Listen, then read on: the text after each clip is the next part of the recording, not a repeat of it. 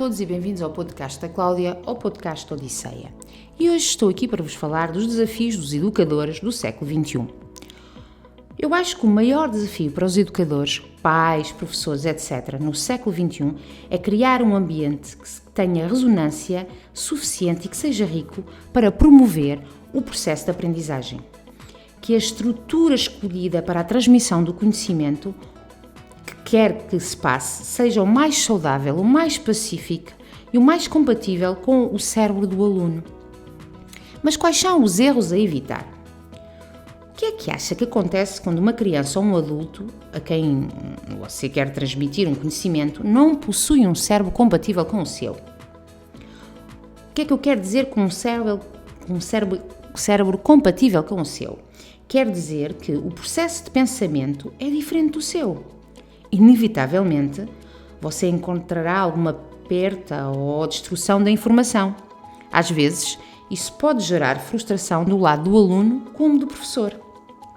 O princípio é o mesmo daquele jogo que há para os bebés, que tem formas em círculos, quadrados, triângulos, que depois tem que se colocar numa caixa com aberturas das formas correspondentes.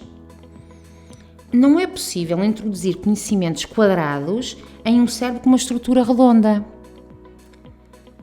Lembre-se que a principal missão é ensinar e não manipular, é promover a aprendizagem e o processo de reflexão. Não apenas colocar a caixa do conhecimento ao pé do prédio, esperando que alguém as leve até ao andar superior. Caso contrário, corremos o risco que estas caixas acabem aonde? Na cave, lá bem no escuro. Mas o que é que acontece se as condições de ressonância não forem atendidas? Para responder a esta pergunta, vejamos 3 partes fundamentais do cérebro que entram em jogo no processo de aprendizagem. A primeira é o tálamo, que é responsável por receber o sinal de tudo e que tudo o que está a acontecer. Codifica essas informações com sensibilidade e devolve-as às diferentes partes do cérebro. A segunda é a amígdala, onde está a nossa memória emocional. Essa memória está na amígdala, que armazena memórias de eventos que ocorrem durante toda a nossa vida. O hipocampo. Esta parte também registra memórias, mas essas são memórias contextuais. O hipocampo amadurece por volta dos 3 anos de idade. Portanto, é relativamente difícil para quase todos nós nos lembrarmos de eventos antes dessa idade. Mas que aspectos devemos levar em consideração na criação de um ambiente ressonante? Temos os aspectos físicos e materiais relacionados aos processos e às características de cada um dos professores ou educadores. Eu não vou expandir muito sobre esse ponto, pois acho que esses aspectos físicos são típicos de cada professor, de cada educador e também do senso comum. Por outro lado, vou chamar a atenção para os aspectos educacionais e os princípios científicos que são subjacentes. Aqui está um exemplo concreto. Imagine uma sala onde os alunos estudam e você percebe que não tem luz. Sabemos que a luz afeta a glândula pineal. Este último, por sua vez, afeta a produção de serotonina. E como a serotonina é um neurotransmissor, a luz tem um efeito direto sobre a aprendizagem. Portanto, seja na sala de aula ou na sala de estar onde os seus filhos estão a fazer os trabalhos de casa, a luz é essencial. E sim, que seja luz natural ou artificial. Claro que se for natural é muito melhor. O ponto essencial é que deve ser adaptado.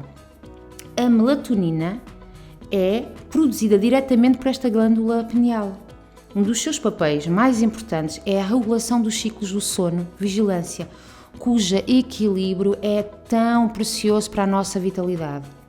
Digo isso porque também está relacionado com estas fases, claro e escuro, e também ajuda na reparação de processos mentais, ou seja, nós precisamos dormir e dormir bem.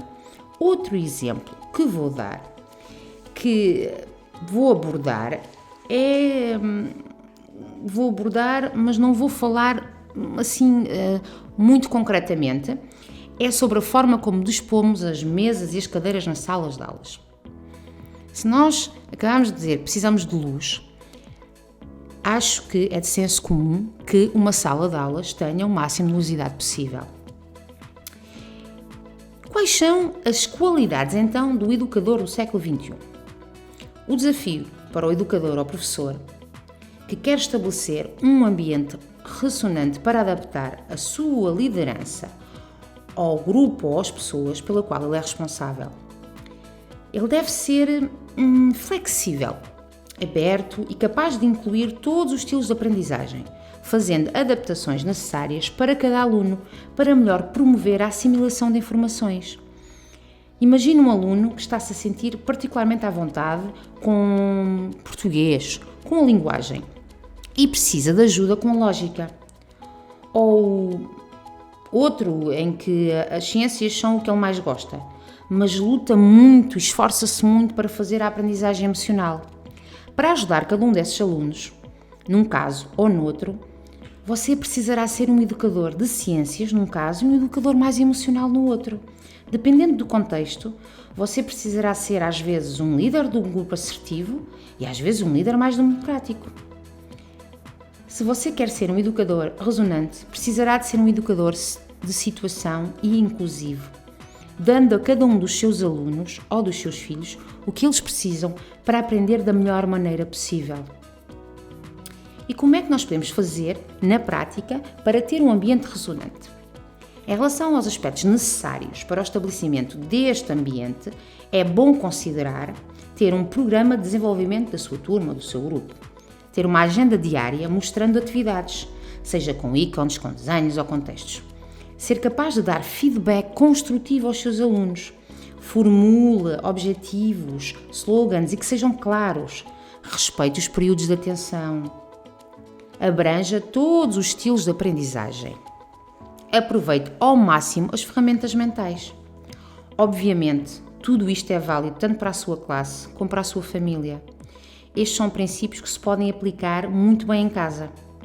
O cérebro do aluno saberá assim o que vai acontecer, porque tudo será explicado antes. No início de uma nova aprendizagem, é importante fornecer esta agenda diária, para que o aluno possa definir metas e um fim. Dê ao aluno a oportunidade de ver todos os objetivos que estão cumpridos. Isso vai lhe dar confiança, ele vai se sentir capaz e motivado para fazer muito mais. E eu vou-lhe contar um segredo. Isto funciona mesmo com os adultos. Outra dica que posso dar é, ao explicar uma regra, exemplos são fundamentais e não importa quantas vezes essa regra terá que ser repetida, discutida e explicada. O desafio máximo é, portanto, entender completamente como é que a neurociência está ligada à neuroeducação, nos 3 conceitos que acabou de ver: ter um ambiente ressonante, ter os recursos de aprendizagem baseados na inteligência de cada aluno e ter uma liderança, ou seja, uma capacidade de se adaptar a cada situação. Gostaria de vos partilhar uma frase do neurocientista espanhol Santiago Ramón y Cajal. Ele disse que a conquista mais importante de um homem deve ser a conquista do seu próprio cérebro. Como educador, professor ou pai, você agora tem uma melhor compreensão dos desafios que enfrenta.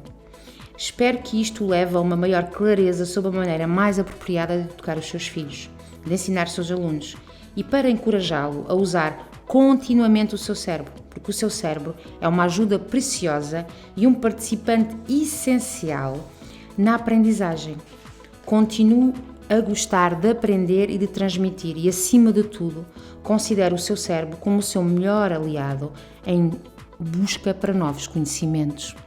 Convido-vos, agora que sabem mais um pouco sobre da forma como aprendemos e quais são estes grandes desafios para qualquer educador, a pô-los em prática. Testem, experimentem, vejam se vos convém.